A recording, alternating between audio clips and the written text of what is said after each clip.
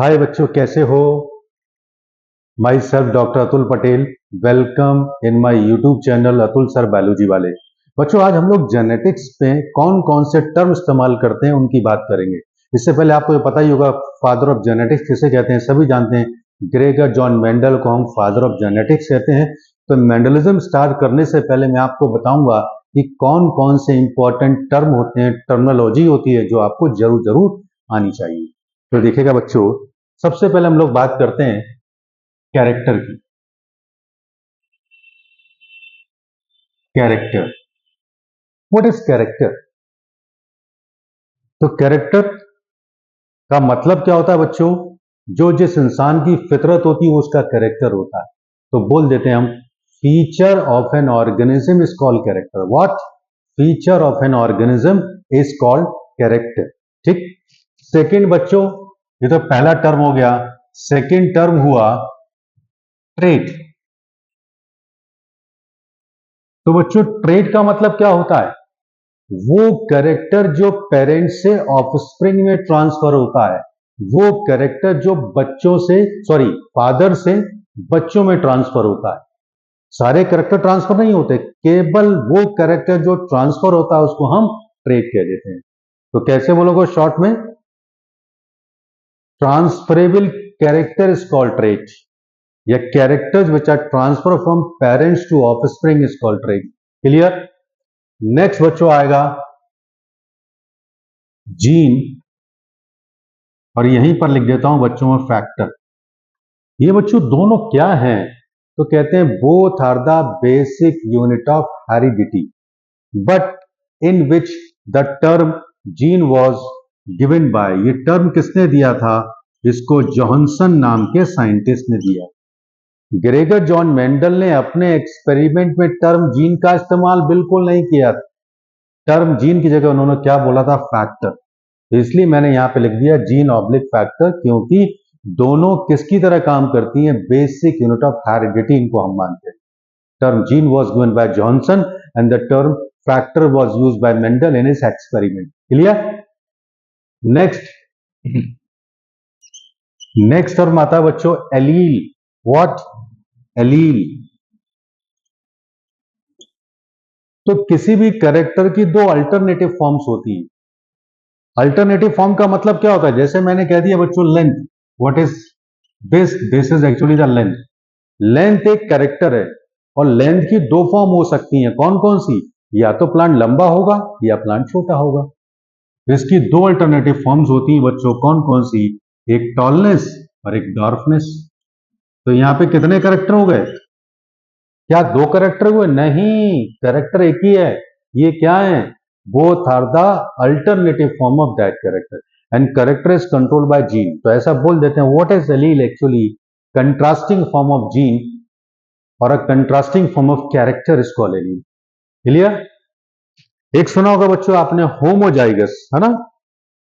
Homozygous. Homozygous का मतलब क्या होता है? जब किसी भी कैरेक्टर के दोनों एलील सेम दिखाई देते हैं उसको बच्चों होमोजाइगस कहते हैं। तो कैसे बोलोगे? If both the allele of a trait are exactly similar to each other then this is called homozygous. For example, capital T small T, ये दोनों होमोजाइगस हुए। तो क्या है बच्चों? ये होमोजाइगस है। नेक्स्ट आता है बच्चों हेट्रोजाइगस। तो हेट्रोजाइगस क्या होता है?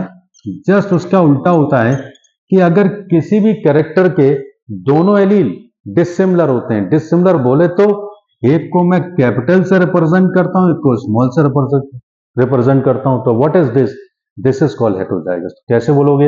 If both the alleles of a traits are exactly dissimilar to each other is called heterozygous. ठीक है बच्चों, नेक्स्ट आगे बात करते हैं हम लोग।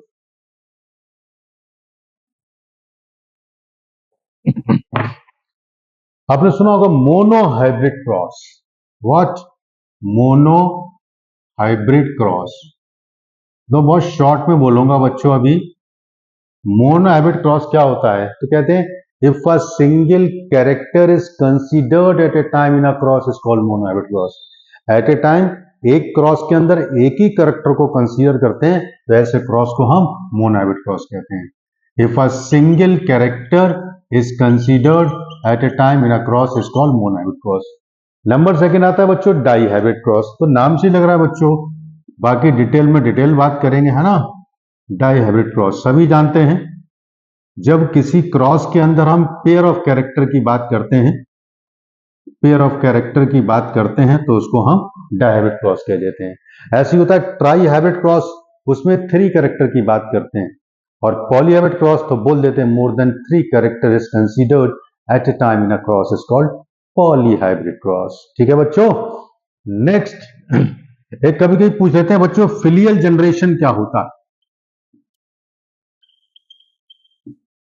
तो कहते हैं generation of an organism is called filial generation. जैसे पहली पीढ़ी, दूसरी पीढ़ी, तीसरी पीढ़ी कैसे रिप्रेजेंट करते हैं बच्चों को, F1, F2, इन्हें बोल देते हैं फिलियल जनरेशन। ठीक है, समझ में आ गया बच्चों। नेक्स्ट सबसे इंपॉर्टेंट बात करता हूं back cross and test cross, है ना। इसको समझिएगा बच्चों, अभी मैं केवल टर्म समझा रहा हूं, सिग्निफिकेंस की बात बाद में करेंगे। तो अब सबसे इंपॉर्टेंट देखिएगा बैक क्रॉस क्या होता है। बैक क्रॉस तो डेफिनेशन की बात करूं तो सीधा बोल देते हैं if F1 hybrid is cross back with their parent then this is called back cross. And what is test cross, तो कहते हैं if F1 hybrid is cross back with their homozygous recessive parent is called test cross.